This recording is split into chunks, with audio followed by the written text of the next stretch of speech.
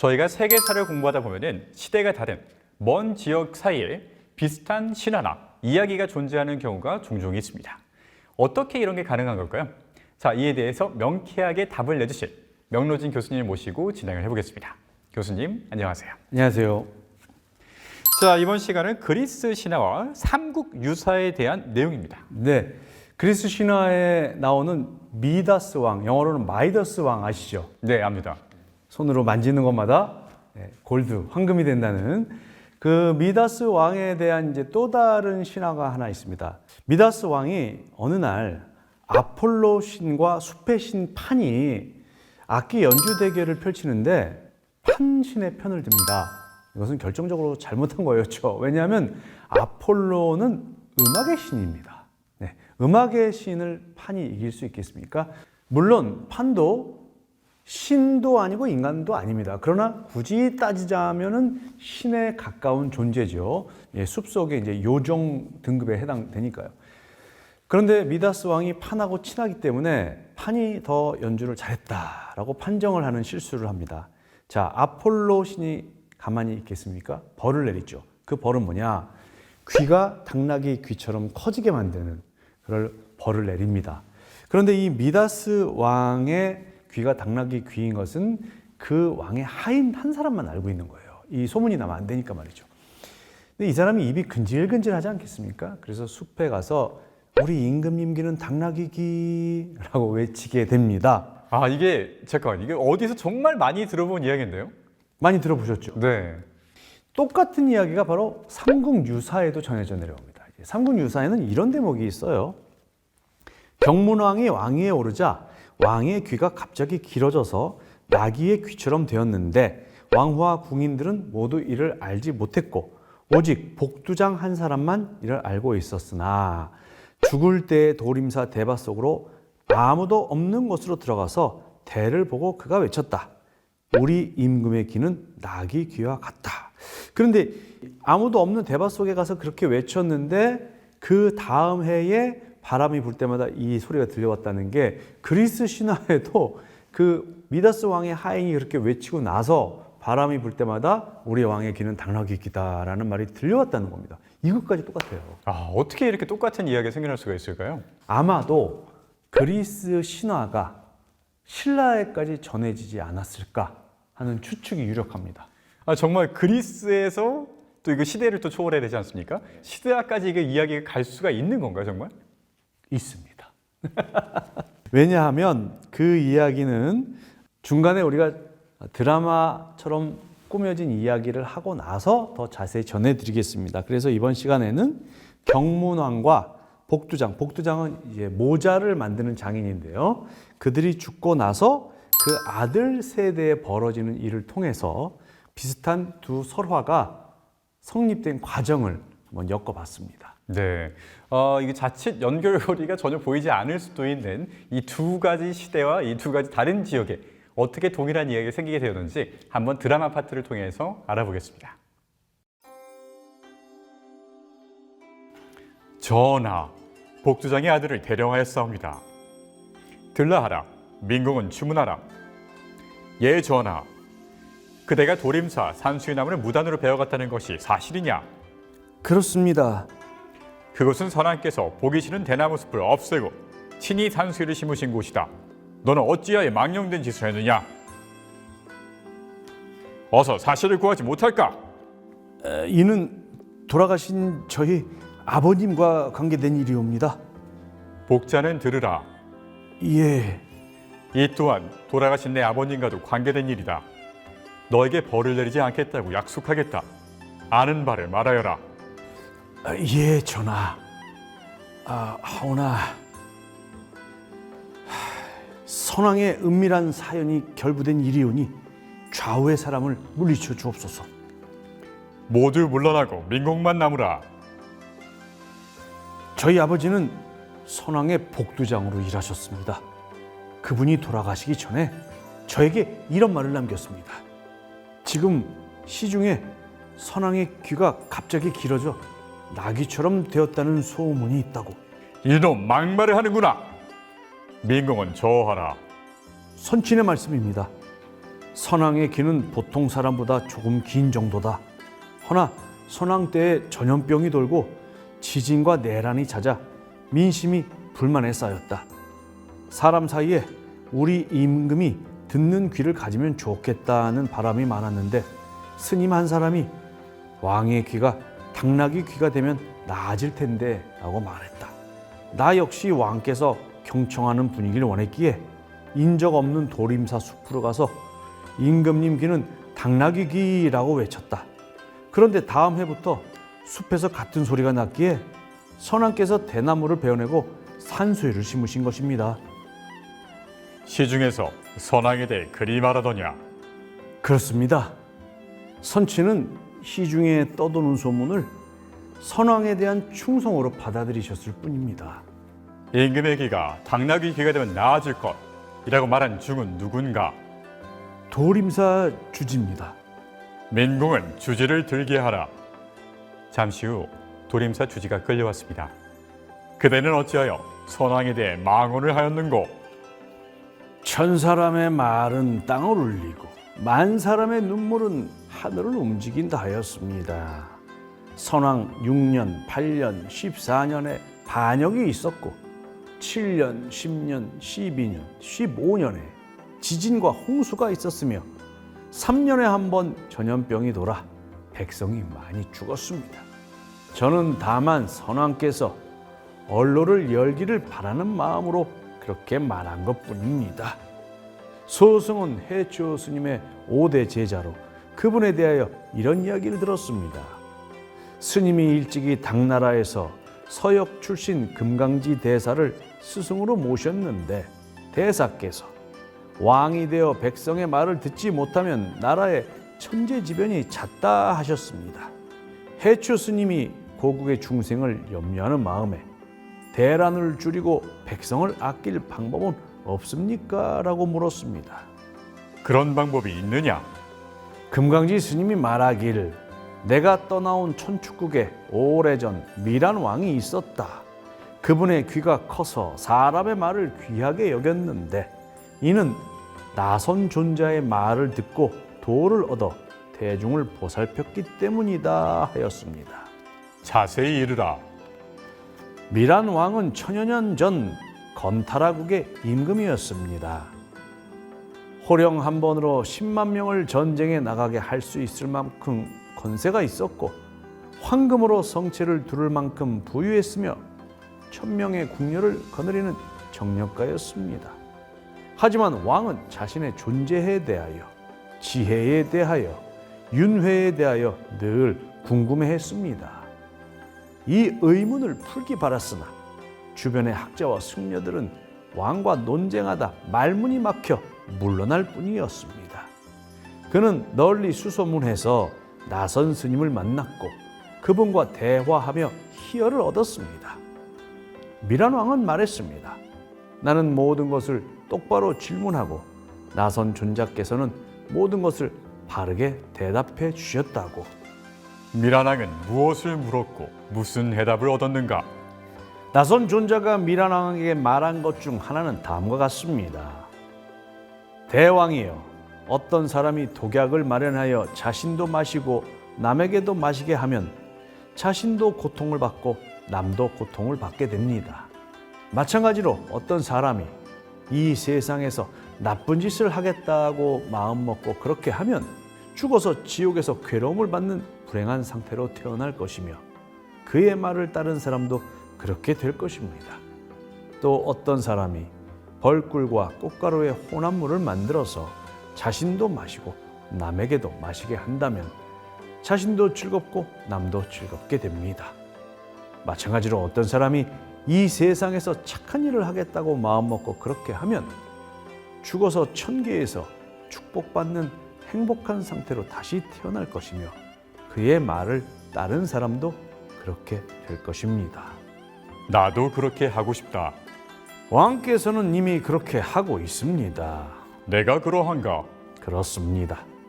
민공에게 물어보십시오. 민궁은 말하라. 전하, 지금 서라불에서 지방에 이르기까지 집과 담이 이어져 있고 모두 기와 지붕을 얹었습니다. 음악과 노래가 길에 끊이지 않고 바람과 비는 사철 순조롭습니다. 밤마다 가가호호 고기를 구워 먹되 나무를 쓰지 않고 숯을 쓸 정도입니다. 이 모든 풍요는 왕께서 선정을 베푸신 덕입니다. 그렇지 않소? 모두 그대와 같은 신하들 덕이요. 왕께서는 선왕에게 들으신 바가 없습니까? 그러고 보니 선왕께서는 늘 난리를 염려하셨고 귀를 열라하셨소. 그 덕이 전하 때에 실현되고 있사옵니다. 미란한 이야기를 더 해보시오. 미란 왕은 히랍의 아력산대 대황제를 닮고 싶어 했습니다. 대황제의 반개 혈통으로 그분의 말씀을 늘 가슴에 새기며 살았지요. 대황제가 서역을 정벌할 때 가장 애먹었던 것이 파라사 왕과 벌인 전투였습니다. 파라사 왕은 수만 명의 보병과 200마리의 코끼리로 맞섰습니다. 왕은 용맹하게 싸웠으나 황제를 이길 수 없었습니다. 황제는 포로가 된 그에게 당신을 어떻게 대우하길 바라느냐고 물었습니다. 이때 파라사 왕은 왕처럼이라고 짧게 답했습니다. 파라사 왕의 기계에 반해 이야기를 나눈 대황제는 왕이 다스리던 땅을 더해주며 왕위를 지속하게 해주었습니다. 그리고 이렇게 덧붙였습니다. 우리나라의 나라를 잘 다스리려면 기가 커야 한다는 속담이 있어. 예전에 미다스라는 왕이 있었는데 황금을 너무 좋아해서 손을 대면 모두 황금으로 변하게 해달라고 기도를 했지요. 신께서 소원을 들어주자 그는 오만방자해진 나머지 신과 대결한 인간 편을 들었소. 신은 그 벌로 그의 귀를 나귀처럼 길게 만들어 버렸소. 교만한 왕이 되지 말라는 교훈이요. 나 역시 늘 부하들의 말에 귀를 기울인다오. 파라사 왕은 고개를 끄덕이며 귀한 말씀을 늘 간직하며 백성을 다스리겠습니다라고 대답했습니다. 오, 아름다운 이야기요. 그렇다면 결국 아력산도 대왕제가 자기 나라 이야기를 서역에 전하고 그 이야기가 건타라와 당나라를 거쳐 신라까지 왔다는 말씀이요. 그렇습니다, 전하. 놀라운 일이군. 민공. 예, 전하. 도림사에 비단 백필과 경지 백무를 내리라. 분부 받들겠습니다. 성은이 만극하옵니다. 복자는 어떻게 할까요? 너는 어찌하여 산수유를 배웠느냐? 저희 아이가 열꽃이 피고 기침을 하며 역병의 조짐을 보여 서라벌 최고의 명의 집을 찾아갔습니다. 마침 그는 없고 그의 아내만 있었는데 그의 아내가 새끼가 넘치게 유혹하며 나와 동침하면 역병을 물리칠 비방을 알려주겠다고 하였습니다. 도리가 아님을 알았으나 아이를 살리기 위해 할 수 없이 동침하였는데 마침 의사가 돌아왔습니다. 맞아 죽을 각오를 하고 있었으나 의사는 춤을 추며 노래를 불렀습니다. 서라벌 밝은 달 아래 밤새 논일다가 들어와 자리를 보니 다리가 넷이어라. 둘은 내 것인데 둘은 네 것인고 본디 내 것이지만 빼앗긴 걸 어찌하리. 저는 방에서 뛰쳐나와 무릎 꿇고 죄를 빌었습니다. 명의께서는 누굴 탓하리 온라인 파티하고 온 내가 잘못이지 하시며 비방 적은 종이를 주셨습니다. 저는 이 방법으로 아이를 낳게 하였는데 약에는 산수유 열매가 반드시 있어야 했습니다. 어쩔 수 없이 도림사 산수유를 벤 것입니다. 그렇지 않아도 근래 역병이 서랍을 근방에 만연하여 짐이 걱정이었다. 민공. 예, 전하. 복자의 비방을 널리 적어 집마다 문 앞에 붙여놓게 하라. 길 가는 나그네도 알 수 있도록. 예, 전하. 복자에게도 비단 10필을 내려라. 복자야, 그 명의의 이름이 무엇인고? 처용이라 하옵니다. 처용에게는 새로 의원을 지어주고 그 옆에 밤새 놀 수 있도록 보석정을 함께 건축하라. 분부 받들겠사옵니다. 이 모든 이야기가 너무 자연스럽게 연결되니까 어디까지가 팩트이고 어디까지가 픽션인지 구분이 되지가 않습니다. 아유, 감사합니다.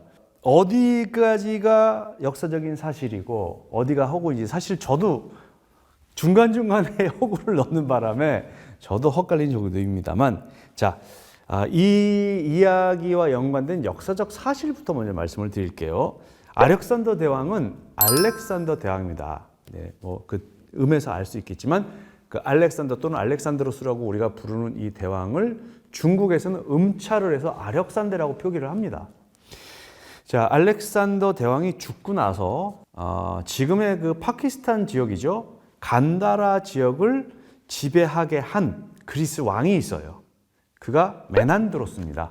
기원전 155년부터 130년. 그러니까 알렉산더 대왕이 뭐 직접 그렇게 한 건 아니고 그 이제 시간차가 좀 있어요. 한 200~300년 정도 있는데 그 간다라 지역을 알렉산더가 그리스 마케도니아부터 와서 정벌을 했고 그 알렉산더 사후에는 알렉산더 대왕의 네 신하가 나머지 지역을 이제 지배를 합니다. 근데 이 간다라 지역, 지금의 파키스탄 지역을 지배했던 그리스인의 후손의 후손의 후손이 메난드로스라는 왕이죠. 실존 인물입니다.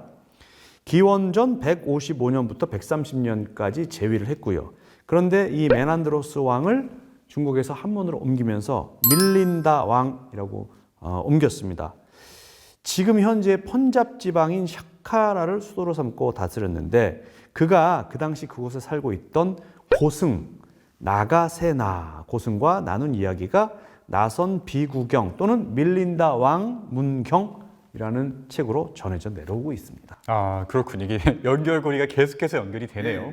그런데 이 그리스 신화와 예술이 간다라 지방, 즉 이 밀린다 왕이 살았던 곳으로 전해졌어요. 실제로 그래서 그리스의 조각하고 이 간다라 조각이 비슷합니다. 이 알렉산더 대왕이 이곳을 정복하면서 그리스 문화가 전해진 거죠. 그런데 간다라 미술은 중국으로 전해집니다.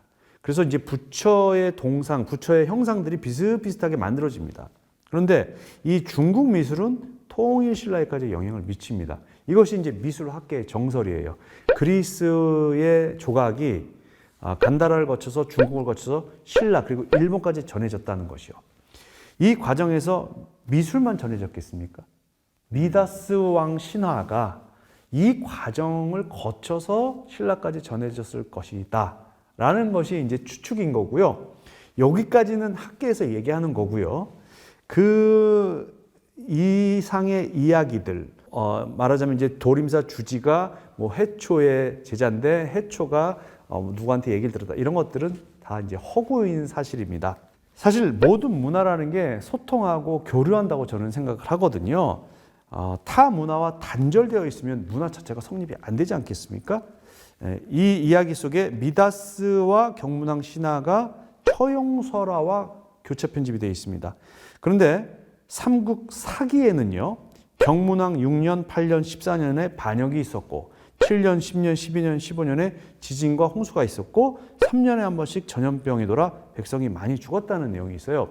자, 그러면 좀 실정을 많이 했다는 건데 아마도 백성들이 임금에 대해서 뭔가 좀 재미있는 이야기를 만들거나 비판을 하거나 우스갯거리로 만들고 싶은데 뭐가 있을까 하다 보니 이때 고통을 타고든 게 바로 이 당나귀 귀 신화가 아닌가 이런 생각을 하는 거죠.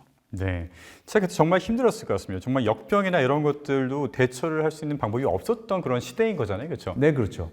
그래서 삼국유사에 이제 저희가 이야기에서 말해드렸듯이 처용이라는 인물이 등장을 하는데요. 처용은 신라 헌광왕 때 동해에서 헌광왕이 만난 인물입니다. 그러니까 반은 뭐 인간이고 반은 용왕인데 이렇게 용왕의 아들이라고 나와요, 삼국유사에는. 그래서 처용을 신하로 삼고 그 신라의 여인을 주어서 아내로 삼게 했는데 그 아내가 또 굉장히 이제 미인이었다는 거죠. 그런데 어느 날 처용이 경주 시내에서 놀다가 들어와 보니 밤새워 놀았다고 나옵니다. 밤새 놀다가 들어와 보니 이 미인 아내가 역신과 동침을 하고 있는 거죠. 그런데 전혀 겁을 내지 않고 춤을 추면서 노래를 합니다. 그 모습을 보고 이 역신이 대범함에 감화하여 나와서 무릎을 꿇고 앞으로 처용 당신의 얼굴이 그려진 집에는 내가 들어가지 않겠다 이렇게 얘기를 합니다. 그래서 이제 신라 사람들은 어떻게 하느냐면 처용의 모습을 그려서 대문 앞에다 걸어두죠. 이것이 처용 신화, 처용 전설인데, 자, 이거는 왜 이런 신화가 만들어졌냐면 지금부터 이제 1500년 전, 2000년 전에는 의학의 어떤 지식이 없었던 상태 아니었겠습니까? 그런데 역병은 돕니다. 자, 이 역병을 어떻게 물리칠 거예요? 그래서 만들어낸 신화가 처용신화고 처용의 그림을 그려서 붙임으로써 어떤 정신적인 위로를 삼지 않았을까? 물론 그 그림을 건다고 해서 역병에 안 걸리는 건 아니지만 그 당시 사람들은 그렇게라도 해서 이 전염병에 대한 정신 승리를 하고 대처하지 않았나 하는 생각을 하는 거죠. 자, 흥미로운 것 같습니다. 그래서 그 처용 신화까지도 어쨌든 이 교차 편집을 하셔가지고 이 안에 잘 깨알같이 집어넣어 주셨는데 사실 이 연결이 너무 자연스럽게 되다 보니까 어디까지가 연결고리였는지도 몰랐지만은 설명을 조금 해주시니까 아, 그런 부분이 또 별도로 존재했었구나, 동시대의 이야기였구나라고 좀 분리가 되는 것 같습니다. 자, 이렇게 그리스 신화와 삼국 유사 사이에도 연결고리가 존재할 수 있다. 그렇기 때문에 둘 사이에서 비슷한 이야기를 공유를 한 거다라는 설명을 저희가 잘 들었는데요. 사실 이런 이 이야기 이외에도 저희가 세계사를 공부하다 보면 되게 유사한 그런 것들이 많이 있습니다. 그럴 때마다 문화는 독립적인 것이 아니고 서로 다 연결되어 있고 또 교류 같은 것들이 있었을 것이다라는 것을 좀 마음속에 담아 놓으면은 그때그때 이해가 조금 더 빨리 될 것 같습니다. 자, 이렇게 재미난 이야기를 갖고 이번 시간 진행을 해봤고요. 다음 시간에도 역시나 유익한 내용을 갖고 여러분들 찾아뵙겠습니다. 교수님, 감사합니다. 감사합니다.